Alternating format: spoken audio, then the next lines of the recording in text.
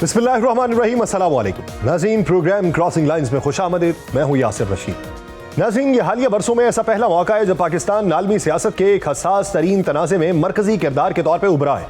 एक ऐसा किरदार जिसके बगैर बात आगे बढ़ती दिखाई नहीं देती।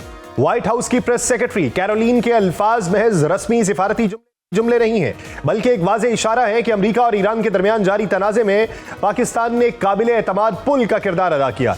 अमेरिकी सदर डोनाल्ड ट्रंप ने एक बार फिर यह कहा कि पाकिस्तान के वज़ीर आज़म और फील्ड मार्शल बहुत अजीम लोग हैं, वो ईरान के करीब हैं और कोई हल निकालने की कोशिश कर रहे हैं और वो अपने इस मकसद में बहुत ज्यादा कामयाब हो रहे हैं। उनका यह बयान उस एतमाद की अक्कासी करता है जो कोई भी मुल्क किसी दूसरे मुल्क पर अचानक नहीं करता, बल्कि यह एतमाद पाकिस्तान की जानिब से की जाने वाली मुसलसल सिफारती कोशिशों का नतीजा है। अगरचे मुज़ाकरात के दूसरे दौर की हतमी तारीख सामने नहीं आई, लेकिन दोनों फरीकों की जानिब से यह तस्दीक जरूर कर दी गई कि मुज़ाकरात का यह दौर भी इस्लामाबाद में ही होगा, जो इस बात का सबूत है कि पहला मरहला कम अज कम इस कदर कामयाब जरूर रहा कि दोनों फरीक उसी प्लेटफॉर्म को दोबारा इस्तेमाल करने पर आमादा है। दुनिया के दीगर ममालिक की जानिब से की जाने वाली सालसी की पेशकशों के बावजूद पाकिस्तान का बतौर वाहिद सालिस बरकरार रहना एक गैर मामूली पेशरफ्त है। इस दौरान ही वज़ीर आज़म शहबाज शरीफ सऊदी अरब में वली अहद मोहम्मद बिन सलमान से मुलाकात के बाद कतर के लिए रवाना हुए और उनका तैयारा जब कतर की फ़ज़ाई हुदूद में दाखिल हुआ तो कतर के लड़ाका तैयारों ने उनका पुरतपाक इस्तकबाल किया,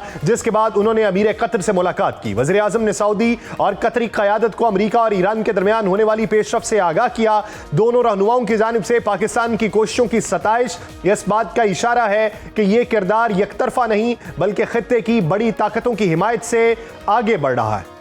लेकिन इस तेज रफ्तारी के साथ होने वाले ये दौरे अब तुर्किया की तरफ गामजन हो चुके हैं। वज़ीर आज़म तुर्किया पहुंचे, जहां पर उनका शानदार इस्तकबाल किया गया और कल अफ्तालिया के अंदर एक समिट के अंदर वो शिरकत करेंगे। उधर पाकिस्तान के army chief field marshal Syed Asim Munir और वफाकी वज़ीर दाखिला मोहसिन नकवी आला सतह के वफ़द के हमरा तेहरान में मौजूद हैं और उनकी आज ईरानी पार्लियामान के स्पीकर मोहम्मद बाकिर कालिबाफ से मुलाकात हुई है, जो मुज़ाकराती अमल में ईरान की क़यादत कर रहे हैं। फील्ड मार्शल सैयद आसिम मुनीर का एक ऐसे मुल्क का दौरा जिस पर दुनिया की वाहिद सुपर अमेरिका के अलावा इजराइल भी हमलावर है, यह वाज़ेह पैगाम देता है कि पाकिस्तान अब सालिस से ज्यादा एक जामिन का किरदार अदा कर रहा है। ईरानी ज़राए के मुताबिक इन मुलाकातों के बाद ही ईरान आइंदा मुज़ाकरात के हवाले से अपना फैसला करेगा, जो जाहिर करता है कि पाकिस्तान की बात को संजीदगी से सुना जा रहा है। ईरानी वज़ीर ख़ारजा अब्बास अराग़ची की जानिब से पाकिस्तान की मेज़बानी को सराहना और दो तरफा ताल्लुकात की गहराई का जिक्र करना भी उसी एतमाद की एक झलक है। यूं पाकिस्तान इस वक्त एक साथ कई महाजों के ऊपर मुतहर्रिक है, जिससे यह वाज़ेह होता है कि इस्लामाबाद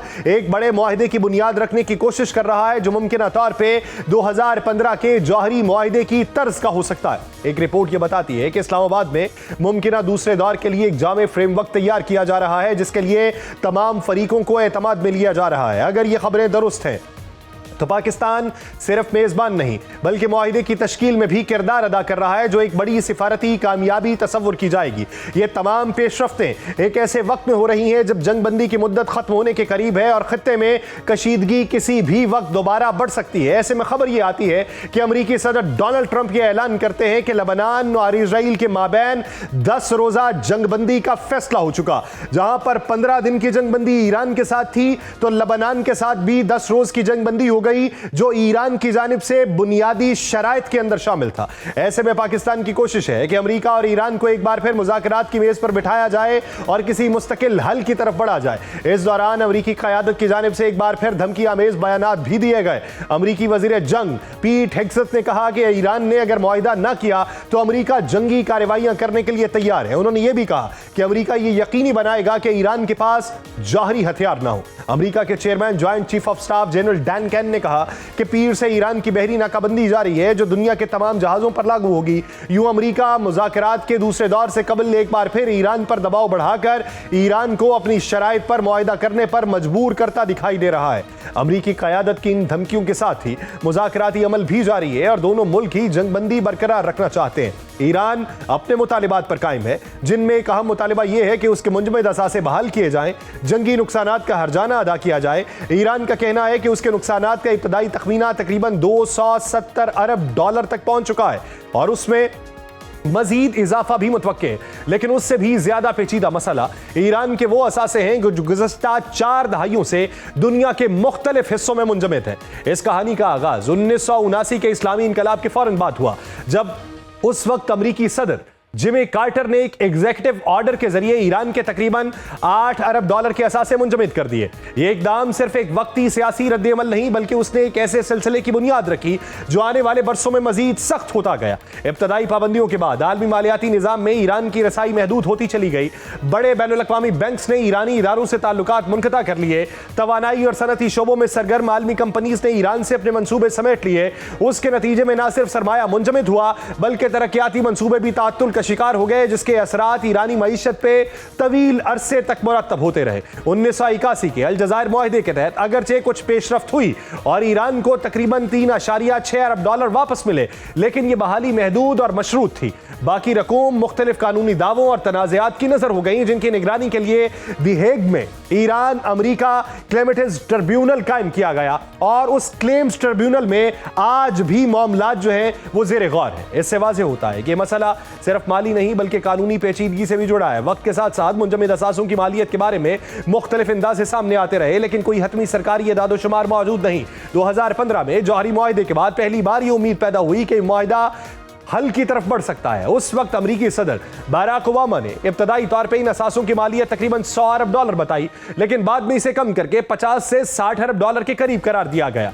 दूसरी जानिब ईरानी हुकाम के अंदाजे इससे बहुत ज्यादा मुख्तलिफ है, जो इस मामले की गैर शफाफियत को जाहिर करते हैं। जौहरी मुआहदे के नतीजे में ईरान को कुछ माली रिलीफ जरूर मिला और वह तकरीबन $50 से $60 अरब तक रसाई हासिल करने में कामयाब हुआ, लेकिन यह सहूलत ज्यादा देर बरकरार न रही। 2018 में अमेरिका की जानिब से मुआहदे से यकतरफा दस्तबरदारी और नई पाबंदियों के नफाज ने एक बार फिर सूरत हाल को इब्तदाई मकाम पर ला खड़ा किया और कई असासे दोबारा मुंजमद हो गए। हालिया बरसों में इस वक्त नुमाया पेशरफ्त हुई जब 2023 में जनूबी कोरिया में मौजूद ईरान के तकरीबन $6 अरब कतर मुंतकिल किए गए, लेकिन उनके इस्तेमाल के हवाले से सख्त शराइत आयद की गई। यह रकम सिर्फ इंसानी हमदर्दी की बुनियाद पर अशिया की खरीदारी के लिए इस्तेमाल हो सकती थी और हर लेन देन के लिए अमरीकी मंजूरी जरूरी थी। यूं यह रकम बज़ाहिर ईरान के लिए दस्तयाब होने के बावजूद मुकम्मल तौर पर उसके कंट्रोल में नहीं थी। उसके बाद अक्टूबर 2024 में खित्ते में कशीदगी के दोबारा बढ़ने के साथ ही ये फंड्स भी उस वक्त अमलन गैर फाल हो गए जब अमेरिका ने कतर को ईरान के इन फंड्स तक रसाई महदूद करने की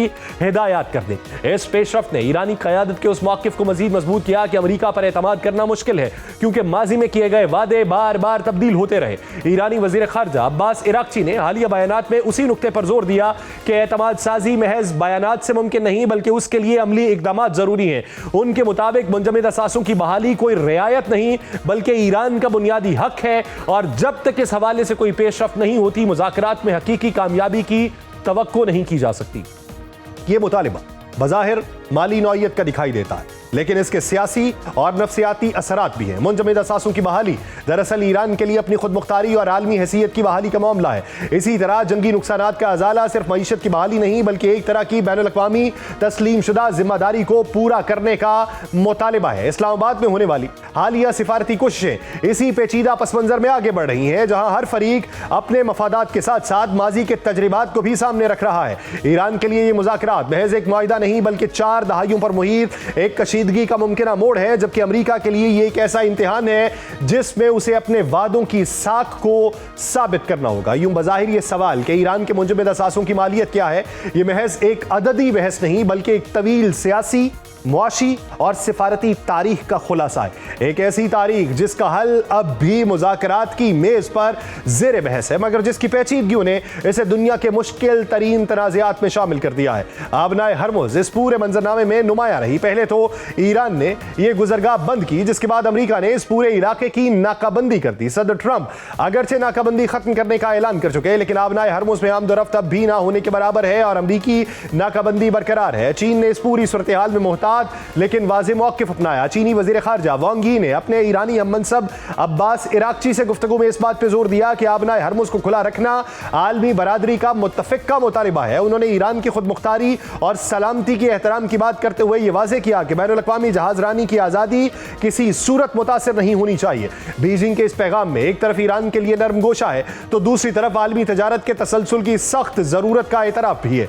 ईरान की जानिब से भी बज़ाहिर लचक का इंदिया दिया गया। अब्बास इराक़ची ने कहा कि तेहरान पुरअमन मुज़ाकरात के जरिए एक हकीकत पसंदाना हल तलाश करने के लिए तैयार है, लेकिन ईरानी क़यादत में मौजूद सख्त मौक़िफ़ रखने वाली आवाज़ें अब भी कमज़ोर नहीं पड़ी। ईरानी रहबर आला मुज्तबा ख़ामनाई के मुशीर और पासदाराने इनकलाब के साबिक़ कमांडर मोहसिन रिज़ाई ने दो टोक अल्फाज में कहा कि ईरान आबनाए हरमुज़ से दस्तबरदार नहीं होगा। उन्होंने यह भी कहा कि अमेरिका तवील जंग से फरार चाहता है, जबकि ईरान इसके लिए तैयार और तजर्बाकार है। ये बयानात सिर्फ अल्फाज नहीं बल्कि एक बड़ी हिकमत अमली का हिस्सा दिखाई देते हैं, जहां ईरान एक तरफ मुज़ाकरात का दरवाज़ा खुला रख रहा है और दूसरी तरफ दबाव बढ़ाने के लिए स्ट्रेटेजिक मकामात पर भी अपनी गिरफ्त मजबूत रखने का इंदिया दे रहा है। दूसरी जानिब अमरीका ने मैदान जंग के साथ साथ मुआशी महाज को भी पूरी शिद्दत से खोल दिया है। अमरीकी वज़ीर ख़ज़ाना स्कॉट ने खबरदार किया कि ईरान पर मौशी दबाव को इस हद तक बढ़ाया जाएगा जो माली एतबार से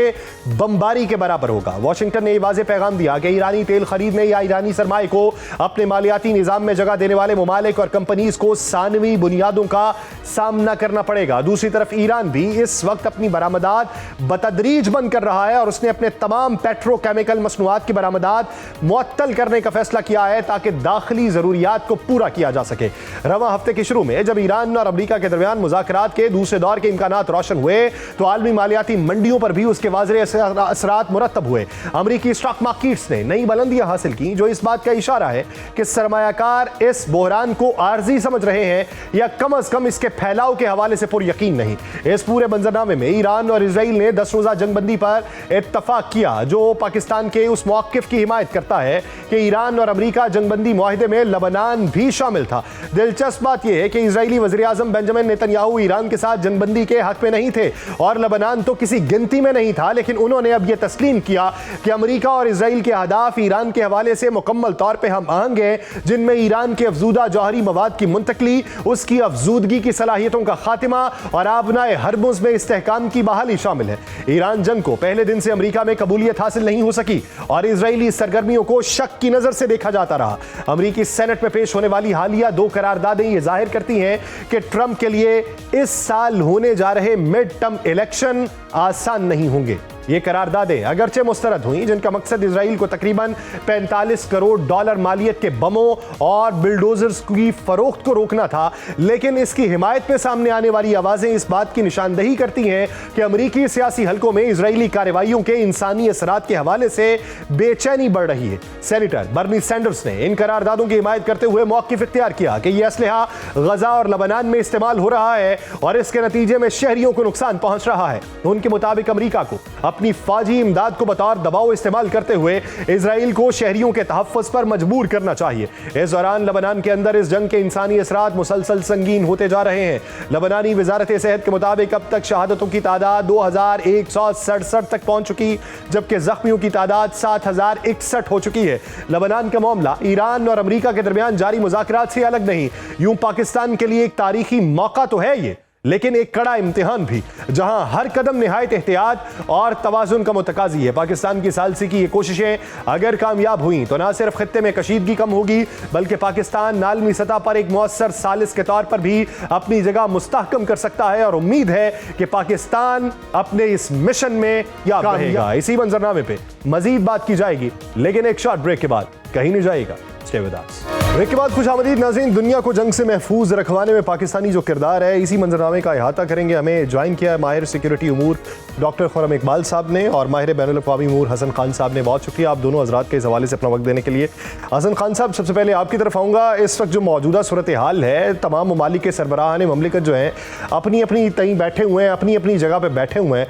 पाकिस्तान जो है वो इस वक्त मुख्तलिफ समतों में रवां दवा है, रवाबित जारी रखे हुए और गारंटीज़, एश्योरिटीज़ या एक दूसरे की तरीके पैगाम रसानी का काम कर रहा है।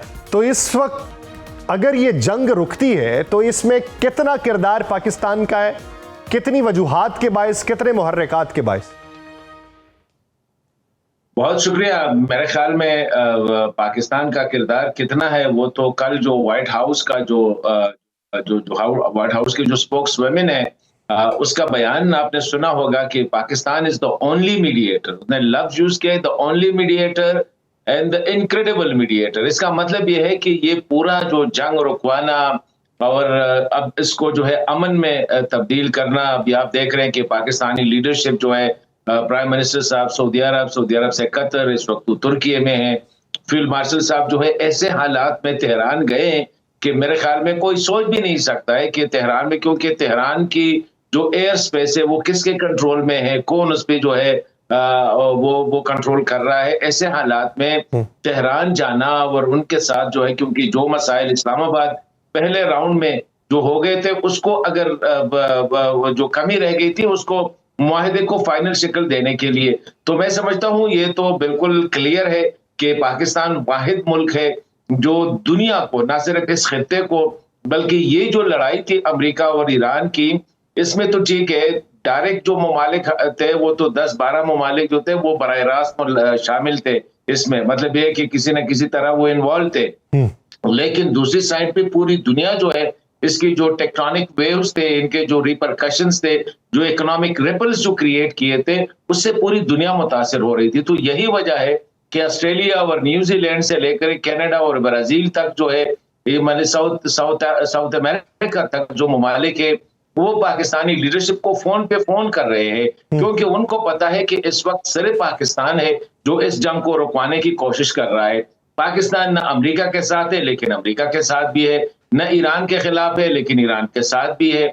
इसी तरह वजह यह है कि पाकिस्तान की सारी जो कोशिशें हैं वो अमन के लिए है। और अगर आप देखें तो पाकिस्तान की जो लीडरशिप है, ना वो हेडलाइन सीख कर रही है, ना मीडिया में कोई लीक्स कर रही है, ना मीडिया को इंटरव्यू दे रहे हैं, बड़ी बड़ी बोस्टिंग बातें नहीं, वो खामोशी से लगे हुए हैं और रिजल्ट के इंतजार में है कि पॉजिटिव रिजल्ट आए। और मैं समझता हूं कि जो फील्ड मार्शल का जो दौरा था तेहरान का, उससे काफी उम्मीदें जो है वो वाबस्ता है और खबरें ऐसी आ रही है कि जिन मकासद के लिए वो गए हैं उनमें वो काफी हद तक कामयाब हो चुके। ठीक। डॉक्टर साहब, आप क्या समझते हैं कि अब से कोई 1.25 घंटा पहले डोनाल्ड ट्रंप का ये भी बयान आना कि 10 दिन के लिए लेबनान के साथ भी सीज फायर हो रहा है, और इधर ये जो सीज फायर है इस ज़मीन के अंदर वो ये कहते हैं कि सीज फायर का दौरानिया बढ़ाने की शायद ज़रूरत ना पेश आए और ये सारी चीज़ें ख़त्म हो जाएं, तो सिक्योरिटी के एतबार से अगर देखा जाए तो खित्ते में अनरेस्ट का खात्मा आने वाले दिनों में किस हद तक मुमकिनात में से दिखाई देता है? जिस तरह से हालात बन रहे हैं तो लग रहा है कि कुछ बड़ा होने वाला है और वो इस्लामाबाद में ही होगा। एतमाद की एक फिजा बनाई जा रही है जिसमें पाकिस्तान एक कलीदी किरदार अदा कर रहा है। हमारे फील्ड मार्शल साहब इस वक्त ईरान में मौजूद हैं, तो वजीर आजम रियाज में मौजूद थे, कतर में उनकी मुलाकातें हुई हैं। तो हमारी कोशिश है कि हम तमाम स्टेक होल्डर्स को ऑन बोर्ड रखें और उनको साथ लेकर चलें। तो यकीनन ये सारा एक मुश्तरका फैसला होगा और खित्ते के लिए बेहतर होगा। जहां तक वेस्ट के मुस्तकबिल का ताल्लुक है, तो इस जंग ने अमेरिका की जो एक इखलाकी साख थी उसको खासा नुकसान पहुंचाया है। क्योंकि ट्रंप की अगर आप लेगेसी को देखें जो पिछले इंतखाबात में थी, ही always took pride in stopping and preventing Wars, और इन्होंने की भी, जंगें रोकी भी इन्होंने, और कई ऐसी मिलिट्री एक्सपेडिशंस जो कि डेमोक्रेट्स ने शुरू की थी, इराक हो, अफगानिस्तान हो, इन्होंने वहां से डिसंगेज किया, रोल बैक किया। पाकिस्तान और इंडिया की जंग हुई, उसमें एक बड़ा फैसला कुन किरदार अदा किया। लेकिन ईरान के मामले में लग ये रहा है कि वो इसराइली लॉबी के प्रेशर का शिकार हुए और इस मिस एडवेंचरिज्म वो कर बैठे। और अब जिस तरह से ईरान ने मज़ाहमत की, उसके बाद अमेरिका मजबूर हुआ कि यहाँ पर एक सीज फायर की जाए ताकि एक जो ब्रांड अमेरिका है या इसकी साख है उसको मजीद नुकसान ना पहुंचे। क्रेडिबली या सब्सटेंटिवली जो नुकसान हुआ है वो ये हुआ है कि ना सिर्फ अमेरिका के मगरबी इत्तेहादी बल्कि अरब और खलीज ममालिक में जो अमेरिका के इत्तेहादी थे वो भी नाउ हैविंग डबल थॉट्स कि क्या वाकई अमेरिका इस पोजीशन में है कि वो हमारी सिक्योरिटी गारंटीज को इंश्योर कर सके। हुआ नहीं, क्योंकि इसराइल ने भी जब जारहियत की माजी में इन मुल्कों के खिलाफ, तो अमेरिका उस तरह से रिएक्ट नहीं किया अमेरिका ने। अब होगा ये कि जंग जैसे ही खत्म होती है तो ये मुमालिक अरब और खलीज में ये देखेंगे मिडिल पावर्स की तरफ, preferably Pakistan as guarantor of their security. तो पाकिस्तान के लिए ये एक तारीखी लम्हा है। हमने सिफारतकारी के जरिए, मिलिट्री डिप्लोमेसी के जरिए पाकिस्तान के लिए एक तारीखी लम्हा क्रिएट किया है। इस तारीखी लम्हे को किस तरह से हम लॉन्ग टर्म बेनिफिट्स के लिए इस्तेमाल करते हैं, ये हमारी लीडरशिप का एक और इम्तिहान होगा। और इंशाल्लाह इसमें भी हमारी मिलिट्री और सियासी लीडरशिप इसी तरह से सुरखरू होगी जिस तरह से ये अभी तक होते आए। ठीक है हसन खान साहब, आपने जैसे कहा कि ना हम अमेरिका के साथ हैं, ना ही अमेरिका के मुखालिफ हैं, ना ही मुखालिफ ईरान के, और ईरान के साथ भी हैं, लेकिन इस सारी सूरत हाल में अगर देखा जाए पाकिस्तान पर अमेरिका और ईरान ने एतमाद जो किया है, तो पाकिस्तान की वो सिफारती हिकमत अमली की कुंजी क्या है जिस पे दोनों अतराफ से एतमाद हुआ और फिर दुनिया भर के जो सिफारतकार है वो मदा सराई करने लगे? देखिए, मेरे ख्याल में बुनियादी बात जो है, अगर आप देखें तो पाकिस्तान इस वक्त बड़ी अनकन्वेंशनल टाइप की जो है ना ये डिप्लोमेसी हो रही है। इनिशियली इसमें अगर आप देखें तो दो फ्रंट पे पाकिस्तान की डिप्लोमेसी है। एक तो रिवायती डिप्लोमेसी है जो कि चलती रहती है, वो उसमें भी पाकिस्तान ठीक है, लेकिन साथ अगर आप देखें जो फौजी या मिलिट्री डिप्लोमेसी है, क्योंकि इसमें फील्ड मार्शल जो है पर्सनल लेवल पे वो ईरान के जो लीडरशिप है उनके साथ, स्पेशली IRGC के साथ, उसी तरह अमेरिकी क़यादत जो है उनके साथ वो पर्सनल लेवल पे direct communication, line of communication जो है वो JD वैंस के साथ और प्रेसिडेंट ट्रंप के साथ वो डायरेक्ट कम्युनिकेट करते हैं। तो ये एक बहुत रेयर अपॉर्चुनिटी थी। और फिर पाकिस्तान ने जो मेरे ख्याल में जो कलीदी जो पॉलिसी लाइन है वो जबरदस्त है। देखिए, दुनिया का हर एक मुल्क जो है वो किसी न किसी साइड पे है, कोई अमेरिका के साथ, कोई इजराइल के साथ, कोई ईरान के साथ, मतलब है कि कहीं ना कहीं पे इस किस्म के। पाकिस्तान ने ईरान पर अमेरिका ने हमला किया, पाकिस्तान ने उसकी मजम्मत की। सही। ईरान ने गल्फ ममालिक पे हमले किए, खलीजी ममालिक पे हमले किए, पाकिस्तान ने उसकी मजम्मत की। पाकिस्तान ने कहा देखे जो भी फायर करेगा, जो भी जंग करेगा, हम उसकी मजम्मत करेंगे, हम अमन के लिए कोशिशें कर रहे हैं। यही वजह है, और इसमें फिर सिंसियरिटी बहुत ज्यादा है। देखिए, अमेरिका ने भी देखा कि पाकिस्तान जो कर रहा है वो ना पब्लिसिटी के लिए कर रहा है, ना कुछ और जो है किसी और चीज की तलाश में, सिर्फ जो है सिंसियरली चाह रहा है कि ये लड़ाई खत्म हो। अरबों को कन्विंस किया, और वो भी इसी इखलास के साथ कि देखे अगर आप इस लड़ाई में आएंगे तो ये मसाइल आपके लिए मसाइल होंगे, और वो मान गए। ईरान को भी कन्विंस किया कि एस्केलेट ना करे, एक लेवल पे कोशिश कर रहे हैं कि मसाइल को हल करे। ईरान को भी पता चला कि पाकिस्तान ठीक है, अमेरिका के साथ इनके अच्छे ताल्लुकात है, सऊदी अरब के साथ इनके अच्छे ताल्लुकात है, लेकिन ये जो बात कर रहा है ये मेरी फायदे की बात कर रहा है, ये नहीं है कि अपनी फायदा या सऊदी की फायदा या अमेरिकी।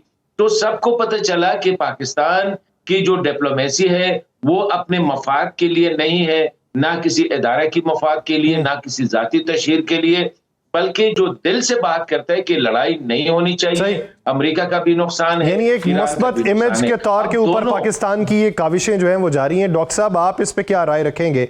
क्या ये किरदार पाकिस्तान के लिए एक मौका है या फिर ये खतरनाक जिम्मेदारी है? और दूसरा ये कि बहुत सारे अवामुन्नास के अंदर एक आम सा सवाल जन्म लेता है कि पाकिस्तान को इससे क्या मिलेगा। लोग कतई नज़र ये कि ये किरदार कितना पॉजिटिव है, ये कितना मुश्किल है, वो ये भी सवाल पूछते हैं कि इससे मिलेगा क्या। तो उनको जवाब देने के लिए क्या स्टेटमेंट हो सकती? उससे मिलेगा ये कि अगर खुदा ना खास्ता जंग 2 हफ्ते और जारी रहती है, जो पेट्रोल हमें आज 311 रुपए लीटर मिल रहा है वो शायद 1200 रुपए लीटर में भी आपको मार्केट में ना मिले। ना सिर्फ पाकिस्तान में बल्कि इसका जो असर है जंग का वो पूरी दुनिया में महसूस किया जा रहा था। अमेरिका की आप मिसाल ले लें कि 1968 के बाद से आज तक वहां महंगाई अपनी तारीख की बुलंद तरीन सतह पर पहुंच चुकी है। इसी तरह आप ऑस्ट्रेलिया की मिसाल ले लीजिए, जापान, साउथ कोरिया। तो हमने तो ना सिर्फ पाकिस्तान बल्कि पूरी दुनिया को एक बहुत बड़ी आफत से बचाया है। और जहां तक ये तो एक इकोनॉमिक इसकी साइड हो गई, जो एक ह्यूमैनिटेरियन एक बहरान शुरू हो चुका था, इंसानी बहरान। इस वक्त तक 3000 ईरानी अपनी जान से हाथ धो बैठे हैं, शहीद हुए हैं, और ये बहुत जरूरी था कि ये जुल्मों से तब रोका जाए। अगर आपने पूंजी की बात की कि हमारे पास वो क्या था, तो 2 एलिमेंट्स बहुत अहम होते हैं इफेक्टिव मीडिएशन के लिए, गैर जानिबदारी और एम्पैथी विद दोज जिनके साथ जुल्म हो रहा है। ईरान के साथ जुल्म हो रहा था, हम एक गैर जानिबदार पोजीशन लेके हम ये भी कह सकते थे कि हम इस मामले पे न्यूट्रल है, लेकिन पाकिस्तान ने ईरान पर होने वाले अमेरिकी और इजरायली जारियत को कंडेम किया, जैसा कि हसन खान साहब ने बताया, और एक क्रेडिबिलिटी उनकी विन की। अब जब तनाज़ा चल रहा होता है तो ऐसी हालत में अदम एतमादी बहुत बढ़ जाती है दोनों फरीकैन में, और इस अदम एतमादी के एमिड्स्ट जिस तरह से पाकिस्तान के लीडर्स ने इनका एतमाद जीता है, ये किसी मौजज़े से कम नहीं है। मौजज़ा इसलिए भी है कि अक्सर मीडिएशन सिर्फ वो मुल्क कामयाब होते हैं करवाने में जिनका कोई इकोनॉमिक मसल हो, हमने तो देखा है पिछले 2-3 साल से हमारी मईशत के भी हालात इतने अच्छे नहीं थे कि हम उसे एज ए लेवरेज इस्तेमाल कर सकते, या ईरान के मामले में या अमेरिका के मामले में। तो इट इज अ पर्सनल, मैं समझता हूँ, triumph of our leadership, specially field marshal Asif Munir. और अब किस तरह से हम इसको एक सस्टेनेबल गेन में तब्दील कर सकते हैं, उसके लिए बहुत जरूरी है कि जो गुडविल पूरी दुनिया में जनरेट हुई है, जो गुडविल पूरी दुनिया में पाकिस्तान के हवाले से इस वक्त जनरेट हुई है, उसमें मुस्तहकम मिजाजी दिखाना होगी और वही किरदार जो अब तक निभाया वही मुस्तकबिल में निभाना होगा। बहुत शुक्रिया डॉक्टर खुर्रम इकबाल साहब और हसन खान साहब इस हवाले से अपना वक्त देने के लिए। नाज़रीन, इसी मंजरनामे में मजीद बात करेंगे, लेकिन एक शॉर्ट ब्रेक के बाद कहीं नहीं जाएगा। Stay with us.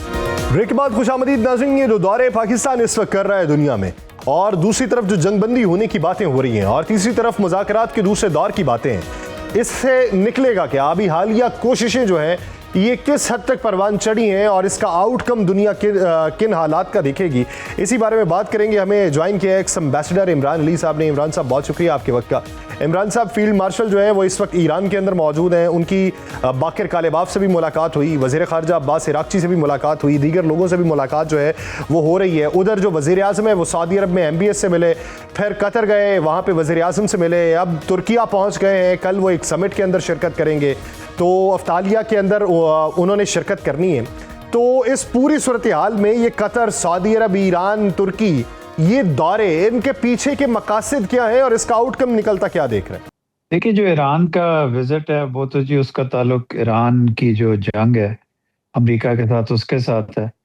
जो आपका बाकी गल्फ के विजिट्स हैं उनमें से कुछ का ताल्लुक ईरान के साथ है, सऊदी अरेबिया के साथ बायलैटरल है, इकोनॉमिक टाइज पे बात होनी है। और उसके अलावा वहाँ जो 4 मुल्क की एक स्टार्ट हो रही है, एक सेमी अलायंस बनने का, उस पे फोकस हो रहा है। तो जो ईरान का विजिट है वो तो आप ईरान को कन्विंस करने के लिए कि वो सेकंड राउंड में शामिल हों और उनकी और अमेरिकन पोजीशन को एक दूसरे के करीब लाने के लिए विजिट हो रहा है। तो इमरान साहब, आप क्या समझते हैं कि एक तरफ ईरान ये कहता है $270 बिलियन का मेरा नुकसान है, तीसरी तरफ अगर उसके मुंजमद असासे देखे जाएं तो $120 बिलियन उसके मुंजमद असासे हैं, और फिर वो टॉल लेने की बातें भी करता है यूरेनियम की अफजूदगी के हवाले से, या एटमी प्रोजेक्ट्स जो हैं इस ज़मन के अंदर तो वो बैकफुट पे चला जाएगा, उसका नुकसान किस तरीके से पूरा होगा? जी, नुकसान पे भी उनको बैकफुट पे जाना पड़ेगा। मैक्सिमलिस्ट पोजीशंस हैं ये। जब उनके पे सैंक्शंस लिफ्ट हो जाएंगी तो थ्योरेटिकली यही बात की जाएगी कि आप पे सैंक्शंस लिफ्ट हो गई हैं, आप ऑयल बेच सकते हैं, चीज़ें बेच सकते हैं दुनिया में, और प्रॉफिट पे बेच सकते हैं और उससे रीबिल्ड कर सकते हैं। तो उसका हल सैंक्शंस लिफ्टिंग से निकलेगा, जो रेपरेशंस की और बाकी बातें हो रही हैं। और जो यूरेनियम है वो भी एक सख्त नेगोशिएटिंग पॉइंट है। अमेरिकन चाहते हैं कि उनके कि बिल्कुल जीरो एनरिचमेंट हो यूरेनियम की, और जीरो एनरिचमेंट से उनकी मुराद ये है कि इंफ्रास्ट्रक्चर भी ना हो। ईरान कहता है कि आपने जो NPT की शराइत के तहत मुझे इजाज़त दी हुई है, JCPOA में जो इजाज़त दी थी वो कंटिन्यू होनी चाहिए। मेरे पास ये राइट होना चाहिए कि मैं सिविलियन पर्पसेस के लिए यूरेनियम को एनरिच करूं। और दूसरा एक ट्रिकी पॉइंट अपना हॉर्मोज के ऊपर होगा, क्योंकि ऑफ कोर्स ईरान की जो एफर्ट है कि वो उस पर टैक्स लगाए, टोल लगाए, ये दुनिया इस फेवर में नहीं है। उसको फ्री वाटरवे के तौर पे दुनिया देखना चाहती है। तो ये टफ नेगोशिएशंस टफ है। इमरान साहब, फील्ड मार्शल का ईरान जाना, और ऐसे वक्त में कि जब ईरान के सर के ऊपर खतरे के बादल मंडला रहे हों, जहाँ पे कुछ दिनों पहले तक 1.25 लाख से ज़ायद बिल्डिंग्स जो हैं वो जुज़वी तौर पे या मुकम्मल तौर पे वो नुकसान ज़दा हुई हों, जहाँ पे हज़ारों लाशें जो हैं वो उठाए गए हों, और फिर जहाँ पे $1 बिलियन का नुकसान हुआ हो, तो उस ज़मीन पे उतर के ईरान को क्या पैगाम दिया गया है और पूरी दुनिया तक क्या पैगाम गया? देखिए, बहुत आपने बिल्कुल सही बात की है कि ये जो पिक्चर है या ये जो वीडियो है, जब वो लैंड करते हैं एक वॉर जोन के अंदर और जाके उनके फॉरेन मिनिस्टर से मिलते हैं और जिस गर्मजोशी से मिलते हैं, वो जो सीन्स हैं वो हिस्ट्री में जाएंगे। उन्होंने वहाँ फेस टू फेस मुलाकातें करनी, जितने ईरान में पावर सेंटर्स हैं, जो उनके प्रेसिडेंट और फॉरेन मिनिस्टर हैं उनसे, स्पीकर ऑफ पार्लियामेंट से, और रेवोल्यूशनरी गार्ड के लोगों से, और ये वो चीज़ें जो ईमेल या वीडियो कॉल्स में नहीं हो सकती, उनको सिचुएशन समझानी है, उनसे बात करनी है, यूएस पोजीशन उनको बतानी है, अगर उनसे कोई पैगाम लेके यूएस जाना हो तो ये करना है। तो इसलिए ये दौरा बहुत अहम है। अच्छा इमरान साहब, एक तासुर तो ये भी मिलता है कि जिस तरीके से आपने निशानदेही की कि एक तरफ है उनकी सियासी क़यादत, एक तरफ से है उनकी फ़ौजी क़यादत, एक तरफ से है उनकी मजहबी क़यादत और चौथी तरफ है उनकी मुआशी क़यादत। यानी इधर आए तमाम अपनी तैयारी करके आए थे, लेकिन वहाँ पे जाके जो ज़मानत दी जा रही है या फिर उनको जो वजाहत दी जा रही है वो फील्ड मार्शल की तरफ से दी जा रही है।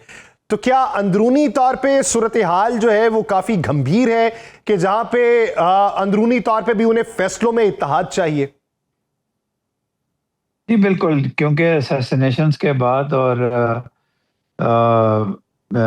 हालत जंग की वजह से आईजीआरसी का एक बहुत बहुत कलीदी किरदार है, क्योंकि इस वक्त ईरान हालत जंग में है। अगर लॉन्ग टर्म पीस में होता तो तब प्रेसिडेंट का और सुप्रीम लीडर का और बाकी लोगों का रोल होता। तो उन्होंने प्रॉब्ली वो सुप्रीम लीडर से भी मिलेंगे और बाकी लोगों से भी मिलेंगे, और स्पेशली आईजीआरसी और मिलिट्री की क़यादत से मिलेंगे, उनके व्यूज लेंगे, उनको यानी उनकी तमाम क़यादतों से मुलाकात होगी और उन तक पैगाम पहुंचाया जाएगा अमेरिका के हवाले से, और फिर बात की जाएगी सूरत हाल के हवाले से। बहुत शुक्रिया इमरान अली साहब इस हवाले से अपना वक्त देने के लिए। नाज़रीन, इसी मंजरनामे में मजीद बात करेंगे। दिफाई तजज़ियाकार ब्रिगेडियर रिटायर्ड हारिस नवाज साहब ने भी हमें ज्वाइन किया है। ब्रिगेडियर साहब, बहुत शुक्रिया आपके वक्त का। ब्रिगेडियर साहब, मौजूदा सूरत हाल में आप क्या समझते हैं कि फील्ड मार्शल का तेहरान की ज़मीन पर उतरना दुनिया के लिए क्या पैगाम? देखें, फील्ड मार्शल के बहुत अरसे से, जब से ये स्टार्ट हुई है, पर्सनल इंटरेस्ट, सिंसेरिटी से, बेलौस तरीके से, ताकि और बहुत न्यूट्रलिटी के साथ, ताकि ये एक किसी तरीके से भी ये इस खित्ते में लड़ाई के बादल ख़त्म हो जाएं, और इनका जो 47 इयर्स का पुराना एक दूसरे के खिलाफ बातें हैं, तो मिसट्रस्ट है, वो लेवल भी ख़त्म हो। और इसी कड़ी में वो आज कल गए आपके सामने जो है वो तेहरान पहुंचे, जिस तरीके से उनका बालखाना इस्तेमाल हुआ है वहाँ पर, और उनकी जो अवाम है वो नारे लगा रहे हैं पाकिस्तान और ईरान के लिए, तशक्कुर के लिए। इट स्पीक्स कि कितना ज़्यादा Iranian people, Iranian administration field marshal पर ट्रस्ट करती है, और ये ट्रस्ट उन्होंने अपनी कायदाना सलाहियतों की वजह से, मिलिट्री डिप्लोमेसी की वजह से और पर्सनल रिलेशन की वजह से हासिल किया। और इस मौके पे जाना, जाके वहाँ पर देखना कि कहाँ पर इरिटेंट्स हैं, कहाँ पर कोई प्रॉब्लम्स हैं, कहाँ पर अभी भी डाइवर्जिंग पॉइंट ऑफ व्यू है, उसको क्लोज किया जाए। और आई थिंक आज एक आपके सामने एक प्रोग्रेस हुई है कि वो ये ईरान ने और इजराइल ये लेबनान में 10 दिन के लिए आधी जंग बंदी होगी, जो कि ईरान का बड़ा सख्त इस पे था कि जी जंग बंदी उधर भी होगी तो हम मुज़ाकरात करेंगे। तो ये तमाम चीज़ें उन्होंने मिलते हैं फील्ड मार्शल रियासतों ने की। लाइक वाइज अगर आपने जो यूनाइटेड स्टेट्स के व्हाइट हाउस के स्पोक्सपर्सन लेडी की बातें सुने तो उसमें बड़ी क्लियर है कि पाकिस्तान का किरदार सालिसी में इंतहाई अहम रहा है। पाकिस्तान एक बहुत अकेला सालिस रहेगा, कोई और नहीं आएगा। प्रेसिडेंट ट्रम्प ने बहुत तारीफ की फील्ड मार्शल की, और ये भी कहा कि इस्लामाबाद में मुज़ाकरा होते हैं, किसी और मुल्क में नहीं होंगे। दिस स्पीक्स कि उनका यूएसए का कितना ट्रस्ट है पाकिस्तान के ऊपर, पाकिस्तान के फील्ड मार्शल के ऊपर और पाकिस्तान के प्राइम मिनिस्टर के ऊपर, क्योंकि बिल्कुल वो हमारे फील्ड में डायरेक्ट कम्युनिकेशन उनके साथ। और प्राइम मिनिस्टर पाकिस्तान जो गए हैं खलीजी मालिक में, वहाँ भी उनको ब्रीफ कर रहे हैं कि अभी तक क्या कुछ प्रोग्रेस हुई है, कहाँ इरिटेंट है, वो कैसे रिजॉल्व हो रही हैं, और लाइकली है कि सेकेंड राउंड भी इस्लामाबाद में हो। तो ये पाकिस्तान की आला सफारतकारी, आला diplomacy, military diplomacy, field marshal की personal efforts, contribution which should be I think remembered. Pakistan ने देखिए अपना हमने काम कर दिया। मेडिकेट काम होता है 2 पार्टियों में लाके बिठा देना, उनको एक कमरे में बंद कर, जो आप 47 ईयर में कभी डायरेक्ट उनकी कम्युनिकेशन नहीं हुई थी, वो कर दिया। पर अब कामयाब करना उनका काम है, लेकिन फिर भी पाकिस्तान दोनों तरफ से बात कर रहे हैं, जहाँ जहाँ काम है वो दूर कर रहे हैं। तो मेरे ख्याल में ये विजिट एक तारीखी विजिट है, and Irani people will always remember Pakistan के किस तरीके से पाकिस्तान मुखलसाना कोशिश करके करके पर्सनल एफर्ट फील्ड मार्शल ने दोनों मुल्कों को लाके बिठाया, और now they are very close to accord. Brigadier साहब, एक चीज बताइए, जब पूरे मंजरनामे में ये मुज़ाकरात के दूसरे राउंड की बातें हो रही हैं, तो ऐसे वक्त में एक तरफ अमेरिका तो ये क्लेम कर रहा है कि ओनली मीडिएटर इज पाकिस्तान, लेकिन साथ ही साथ वो नेवल ब्लॉकेट की बातें भी कर रहा है, साथ ही साथ उनकी बहरिया की नाकामी, उनकी तबाही की बातें भी कर रहा है, उनके ऊपर मुआशी तंगी की बातें भी कर रहा है। इसके पीछे की वजूहात क्या है? देखें, जब भी मुज़ाकरात होने लगते हैं ना, तो दोनों पार्टी जो होते हैं वो मसल फ्लैक्सिंग करते हैं, एक दूसरे को प्रेशर टैक्टिक्स इस्तेमाल करते हैं, डराते हैं, धमकाते हैं ताकि कंसेशन ले सकें, अपनी मर्जी के फैसले कर सकें। बट मैंने नहीं ख्याल कि ईरान को कोई फर्क पड़ेगा। दे हैव अंडरस्टूड कि Iran is a very resilient कौम है और वो पूरी कौम ने जिस तरीके से मुकाबला किया इतनी बड़ी super power, that's I think speaks volume of thing. तो इससे फर्क नहीं पड़ेगा, लेकिन जाहिर है कि वो, और फिर उन्होंने खुद कहा कि जहाँ मुज़ाकरात होंगे पाकिस्तान में होंगे और हम 2 दिन में बड़ी अच्छी सरप्राइज करेंगे सबको। तो ये सारी बातें व्हाट डज इट मीन? और ये जो उन्होंने बंदिश की हुई है स्ट्रेट्स ऑफ हॉर्मुज़ की, ये तो दुनिया में क्राइसिस है। इसमें यूरोपियन यूनियन भी नाखुश है, नेटो भी नाखुश है, मिडिल ईस्टर्न कंट्रीज बहुत उनका सारा ऑयल और गैस रुका हुआ है। तो ये तो आप कह रहे थे कि एक वक्त था कि आप कहते थे स्ट्रेट्स ऑफ हॉर्मुज़ को खोला जाए। जब ईरान ने आबादी बंदी में इसको खोल दिया, आपने जाके ब्लॉकेट लगा दिया। तो आज अमेरिकन क्या चाहते हैं? इसकी वजह से अमेरिका भी चाहता है इस वक्त कि किसी तरीके से जंगबंदी हो ताकि उनकी अपनी का बड़ा रिजेंटमेंट है प्रेसिडेंट ट्रंप का। वहां पर कांग्रेस में आई, उसके बाद सेनेट पे वहां भी बातें खुल के हो रही हैं। बाकी वर्ल्ड लीडर भी बहुत परेशान है, दुनिया के क्राइसिस में आई हुई, दुनिया की महंगाई देख लें, अमेरिका में पेट्रोल बढ़ गया, हमारा गैस के ये economic crisis, gas energy crisis, it's a very serious situation. और इस वक्त और ज्यादा प्रॉब्लम हो गई जबकि पूरा ब्लॉकेट हुआ है। तो मेरे ख्याल में जितनी जल्दी मुज़ाकरात होंगे, जितनी जल्दी इस्लामाबाद अकॉर्ड साइन होगा, उतनी जल्दी दुनिया सुख का चांस लेगी कि जी हमने, शुक्र है खुदा का कि ये एक खत्म हुआ परमानेंट। और ये बहुत बड़ी पाकिस्तान की ऐसी अचीवमेंट होगी जो बहुत अरसे तक दुनिया याद रखेगी कि किस तरीके से एक पाकिस्तान ने, छोटे मुल्क ने, और उसने एक सुपर पावर का और ईरान का आपस में 47 ईयर का पुराना मसला हल किया और आज वहां पर परमानेंट अमन हो गया। और ईरान के लेट्स वी होप कि उनके जो फ्रीज हुए थे शतगुन को वापस मिल जाते हैं, वहां पर रिकंस्ट्रक्शन स्टार्ट। यानी नेक नियति से उठाया गया हमारा इकदाम जो है, ये अगर पाया तकमील तक पहुंचता है तो दुनिया याद रखेगी इस साल की अदावत का खात्मा करवाने में जिस मुल्क ने किरदार अदा किया था और जिसने आगे बढ़ के उन तमाम लोगों को अपनी आरा के हवाले से और नेक नियति के हवाले से आगाह किया था। उसने एक ऐसा रास्ता निकाला जिससे दुनिया ने अमन और सुख का सांस लिया। बहुत शुक्रिया ब्रिगेडियर साहब इस हवाले से अपना वक्त देने के लिए। नाज़रीन, प्रोग्राम का वक्त खत्म हुआ चाहता है, मुझे दीजिए इजाजत। आपसे मुलाकात होगी पीर के रोज़। अपना बहुत सा ख्याल रखिएगा।